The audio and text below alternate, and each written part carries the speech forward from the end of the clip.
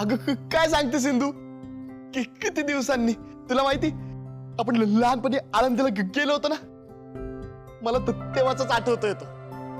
मी तर तो अनुभव कधीच विसरू शकत नाही बघ. हो ना.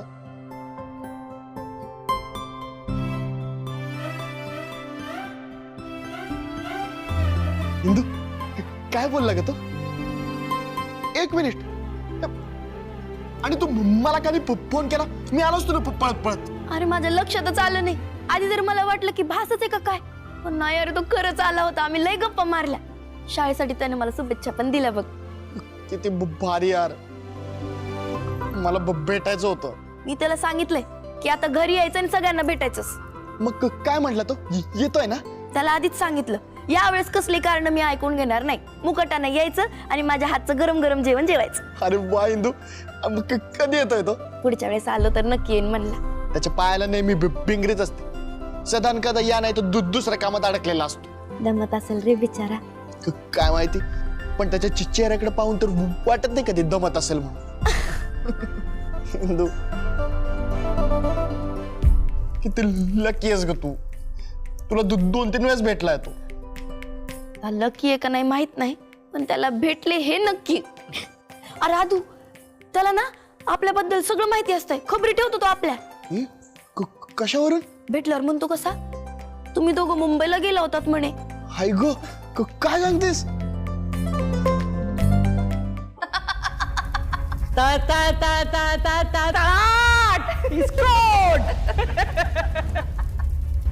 श्रीकला, दिग्रसकरांच्या घरातल्यांचा विश्वास मिळवलास. भारी केलंस. पण लक्षात ठेव की इंद्रायणीला टक्कर देणं इतकं सोपं काम नाहीये. हुशार आहेस. भयंकर. मला कळून चुकलंय रत्ना. माझ्या विद्येचा तिच्यावर काहीही असर होत नाही. उलट माझी विद्या माझ्यावरच उलटते. बरोबर. पण म्हणून मी काही हातावर हात ठेवून बसून राहायचं? हा, माझा भूतकाळ विसरून जायचा? तिच्यामुळे काय झालं हे सगळं विसरून जायचं? नाही, अजिबात नाही. तिचं शस्त्र माझ्यापेक्षा जास्त असरदार. मग आता तिचं शस्त्र हे मी तिच्यावरच उलटवलं. तुझी पावर कमी करतील अशा भावना त्याग कर श्रीकला. या सोड्याच्या आगीत स्वतःचं नुकसान करून घेऊ नकोस. अजिबात नाही. जोपर्यंत त्या इंद्रायणीचा हिशोब पुरा होत नाही ना, तोपर्यंत ह्या श्रीकलाला काहीही होणार नाही. आणि ती ज्या नाटकी पद्धतीने सगळ्यांना आपलंसं करून घेते ना, आता मी तेच तिचं शस्त्र तिच्या विरुद्ध वापरणार.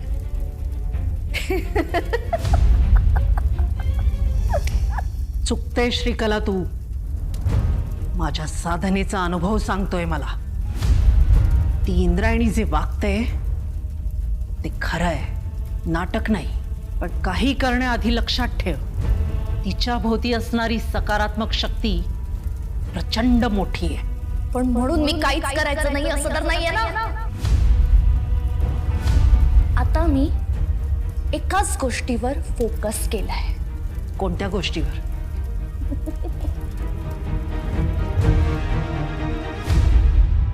तू त्याला कसं कळलं असेल ग? काय माहित बा, गावातलं कोणीतरी सांगितलं असं. आता आपल्या शाळेविषयी कसं कळणार आहे त्याला? नादू, त्याला भेटले ना असं लय पॉझिटिव्ह वाटतं बघ मला. आता काही झालं ना तरी शाळेचं काम लवकर सुरू झालं पाहिजे.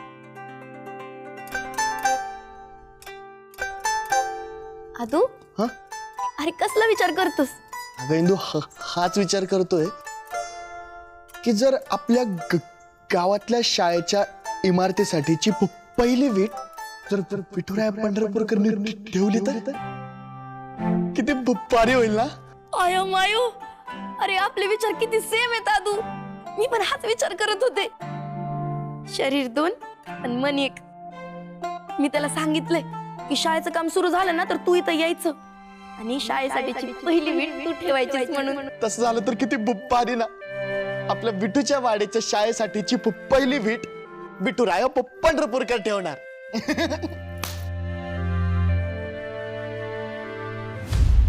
या सोडाच्या भावनेने स्वतःचं नुकसान करून घेऊ नकोस. तुझ्या बाबाला वचन दिलंय मी तसं. रत्ना, अगं सकारात्मक विचार करायचा, कारण सकारात्मक विचारांनीच सकारात्मक विचारांना जिंकता येतं. इंद्रायणीची ताकद तिची माणसं आहेत ना, मग तिच्या एक एक माणसाला मी आता जिंकत जाणार. ती शकुंतला काकी, ती तिच्या आईपेक्षा जास्त जवळची आहे, पण माझ्याशिवाय तिचं पानही हलत नाही. व्यंकू महाराज तर तिचे गुरु आहेत, पण मला त्यांच्या मुलीसारखं वागवतात. नारायणी तर फुल लट्टू आहे माझ्यावर. आता त्या इंद्रायणीचा नवरा अधोक्षज आणि तिची ती कजाक सासू, या दोघांनाच वश करायचं बाकी आहे. मग मी सगळ्यांना वश केलेलं असेल. तू हे करताना तिला शंका येणार नाही असं वाटतं का तुला? फक्त शंका नाहीये, खात्री आहे मला. त्या इंद्रायणीने पुरतं ओळखलंय मला. म्हणूनच तुला त्या दोघांना मुंबईत संपवता आलं नाही. हो, नाही संपवता आलं मला, पण आता मी त्या इंद्रायणीवर अशी वेळ आणणार आहे की तिच्या घरचेच तिच्या विरोधात जातील. दिग्रसकरांच्या घरात मी माझं इतकं प्रभावी अस्तित्व निर्माण करेल ना की त्या इंद्रायणीचं अस्तित्व कायमचं पुसलं जाईल.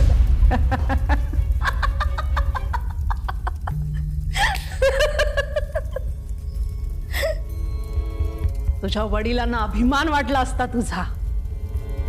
प्रगती चांगली आहे, मी कायम तुझ्या सोबत आहे.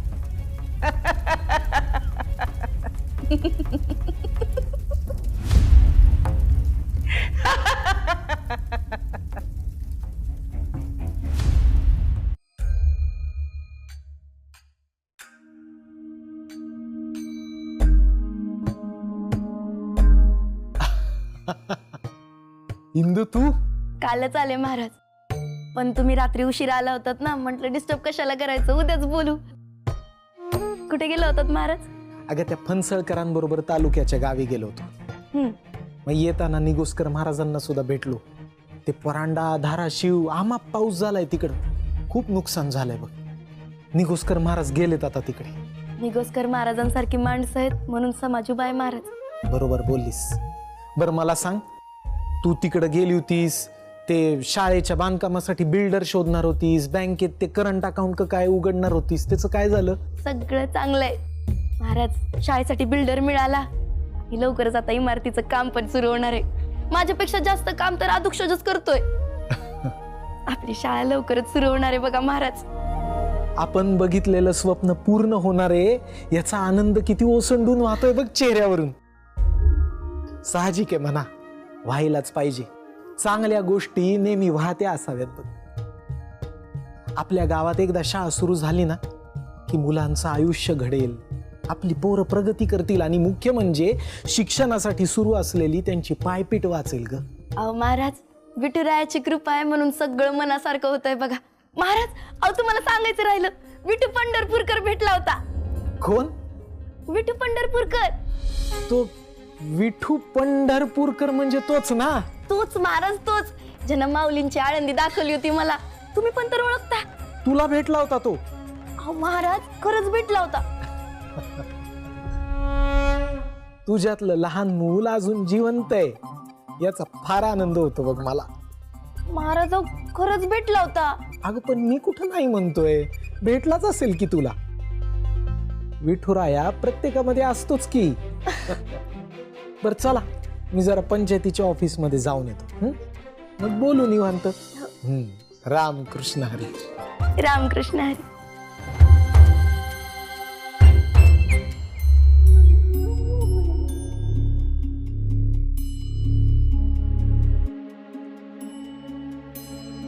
काय ग हे काय झालंय? आणि तू होतीस कुठे इतके दिवस?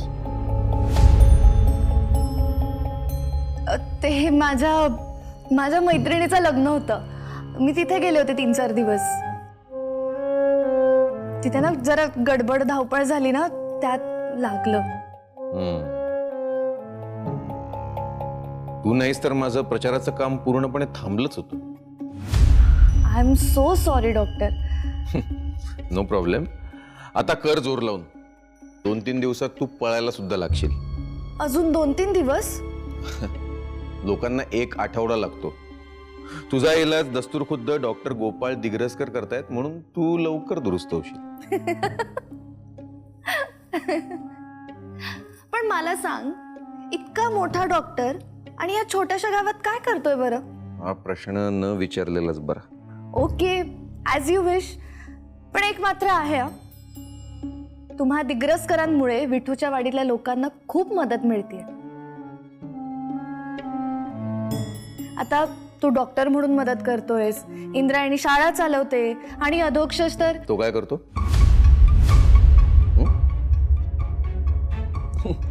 आई कमाईचं मोबाईल शॉप चालवतो.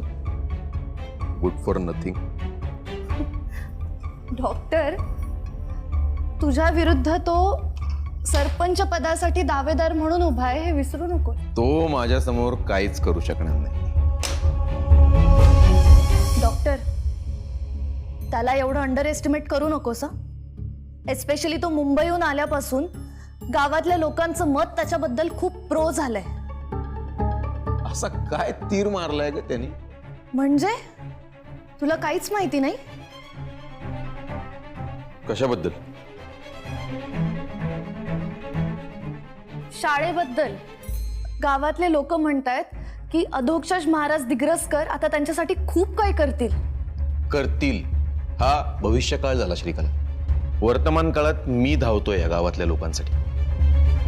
मी आहे ना श्रीकला, म्हणून या गावातल्या लोकांचा गावामध्येच इलाज होतोय. नाही तर उगाच इलाज करण्याकरता त्यांना तालुक्याला जावं लागलं असतं, धावपळ वाढली असती, खर्च वाढला असता. हो, पण अरे पण काय श्रीकला? पण, बिन, किंतु, परंतु या शब्दांची ॲलर्जी आहे अगं मला. हे बघ डॉक्टर, तू काम करतोयस. लोकांचं परसेप्शन जे आहे ना, ते तुझं काम आहे ना श्रीकला. माझं इमेज बिल्डिंग तू करणार होतीस, माझं सोशल मीडिया हँडल तू करतेस. मग डॉक्टर गोपाळ विठूच्या वाडीचा तारणहार हे का ठसवलं नाहीस तू लोकांच्या मनात? मी प्रयत्न करते, चालू आहे, इन प्रोसेस आहे सगळं. मग श्रीकला, लोकांच्या नजरेमध्ये अधोक्षज मोठा होतोच कसा? माझी रेष मोठी करता करता तू त्याची लहान करणार होतीस श्रीकला. केलीस? आणि जर केलीस तर मग लोकांच्या नजरेमध्ये अधोक्षज मोठा झालाच कसा? समजतो कोण हा स्वतःला? मी याची मदत करतेय आणि हा मला ऐकवतोय.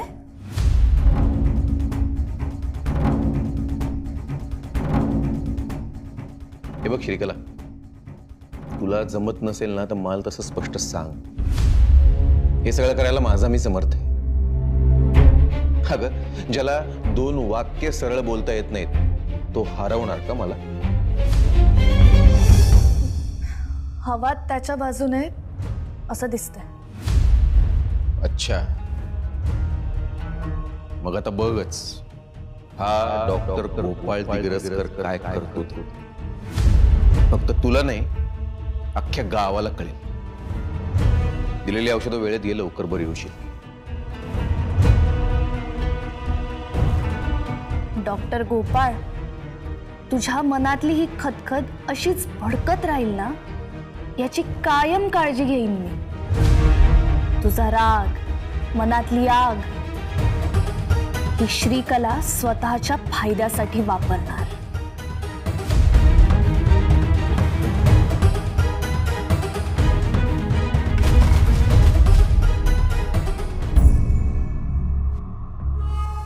आता हिच्यावरून तिला मारणार. सासूबाई, जावई बापू, एक चांगला बनत असलेला गेम त्याची वाट लावण्यासाठीच तुम्ही जन्माला आला. अजिबात नाही. विंजे सरकारांचा जन्म हा आमच्या सासूबाईंना जिंकवण्यासाठीच झालाय. आणि हे काय सासूबाई, अहो खेळात तरी स्वतःला स्वतःविरुद्ध उभं करू नका. आमच्या सोबत खेळा, आम्हाला हरवा, चला. त्यापेक्षा कामाचं बोला. हा, मुद्द्याचं असं आहे की आमच्याकडं 2 महत्वाच्या न्यूज आहेत. एक चांगली बातमी आहे आणि एक वाईट. पहिली कोणती सांगू? तुम्ही असं करा, पहिलं वाईटच सांगा. काय ती कधी ना कधीतरी ऐकायचीच आहे ना. बरं, हे बघा, आपण मेवणे साहेबांना हरवण्यासाठी हातोनात प्रयत्न करतोय, पण निवडणुकीत मेवणे साहेबच जिंकतील, गावात अशीच हवा चालू आहे. कामाची माणसं गावात आली ना का हवा बरोबर बदलते. मोहितरावांशी बोलणं झालंय माझं, ते पाहून घेतील आदोक्षाच्या हवेचं. चांगलंय. म्हणजे आता आपल्या टीम मधला कुठला मेंबर? बस ना आता, निघा. झालंय ना, निघा.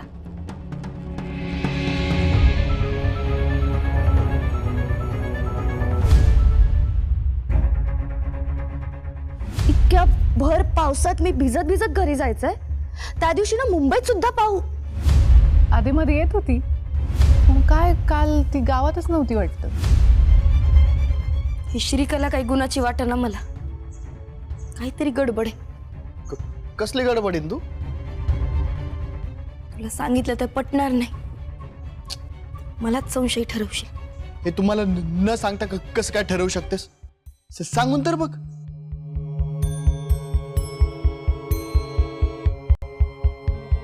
शकुंतला काकींशी बोलले तेव्हा कळलं की श्रीकला गेले 3-4 दिवस घरी आलीच नाही. मग ती तिच्या घरी असेल. नाही आदू, म्हणजे काकींना बरं नव्हतं म्हणून बोलवणं पाठवलं होतं. तेव्हा कळलं की ती तिच्या घरीही नाहीये. आणि माझ्याशी बोलताना पण बोलता बोलता बोलली की मुंबईला खूप पाऊस होता. आदू, मला राहून राहून असं वाटतंय की ती श्रीकला आपल्या मागं मागं आली होती मुंबईला. काहीतरी काय इंदू? झालं ते बघ. याच्यासाठी सांगत नव्हते मी तुला काही. बरं ठीक आहे, ती मुंबईला होती पण ती आपल्या मागेच होती, याचा काय पुरावा आहे? पुरावा? सगळ्या गोष्टी मी पुराव्यानिशी साबित करायच्यात का? माझ्या बोलण्यावर कुणालाच विश्वास नाहीये का? आदू, हे घर आहे की कोर्ट आहे रे? इंदू, शांत. तू आधी नव्हती का अशी? नव्हती तू, एवढी संशय नव्हती. आता काय झालं काय माहित. तुझ्यावर इतका संशय घेतला कोणी तर चालेल का तुला? इंदू, असं प्लीज नको वागू. प्लीज म्हणायची गरज नाही. बरं ऐक ना, मला ना खूप प्रचंड भूक लागली. तू तुझ्या हातचं पाणी जरी आणलं ना तर ते अन्न म्हणून खाऊन घेईन. गपरे, सरळ सरळ सांग ना, खायला पाहिजे काहीतरी. आणते.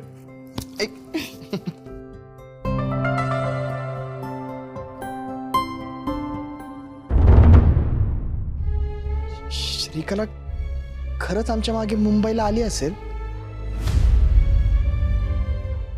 अहो, दुसरी चांगली बातमी सांगायचीच राहिली ना. सांगा, ती पण सांगा. हा, तर काय आहे ते तुम्हाला विठू पंढरपूरकर माहिती आहे ना? त्याचं काय? तसं नाही सासूबाई, पाठराखीनबाईंच्या संपत्तीचं विल बनवलं होतं तेव्हा तिथं कस्टोडियन म्हणून 3 लोकांच्या सह्या पाहिजे होत्या. माहिती. त्यातले एक आमचे व्यंकट भाऊजी, दुसरा तो तिचा आत्तोबा आणि तिसरा विठू पंढरपूरकर. हा, जावई बाप, तुम्ही त्याचा पत्ता शोधून काढला की काय? आम्हाला तुम्ही जितके कामचुकार वाटतात ना तितके कामचुकार नाही आहेत. सांगा.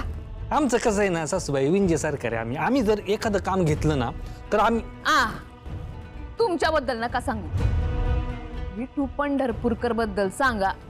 हा, तर काय झालं, पाठराखीनबाई ना मेवणे साहेबांना सांगत होते की पाठराखीनबाई त्यांना भेटून आल्या विठू पंढरपूरकरला. आणि शाळेचं काम सुरू झाल्यानंतर शाळेची पहिली वीट विठू पंढरपूरकर लावणार. आणि त्या ठिकाणी मी माझ्या फायद्याचं करणार आहे. बघा ना सासूबाई, अहो गावात कुठं कुठं नाही शोधला आपण त्याला. आता साक्षात स्वतःहून समोर येऊन उभं राहणार. संधी स्वतःहून चालत आली म्हणतात ना, ते हेच असणार. आता ती वीट आणणारी पोरगी शाळेची वीट कधी ठेवते असं झालंय मला. चांगलीच बातमी आहे.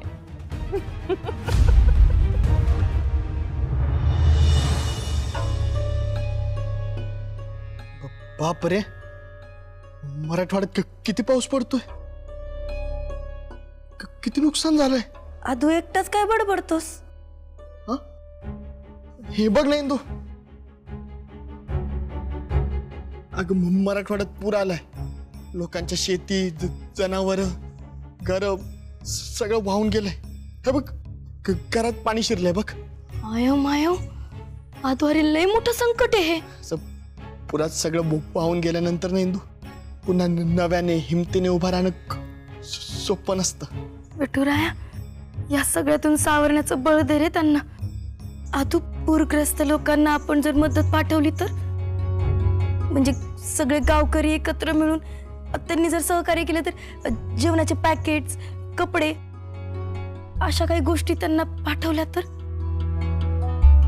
पाठवूयात, ड्युटी येते आपली. मी उद्या सकाळीच ना पप्याने इम्रानला फोन करून बोलवून घेतो. आलोच.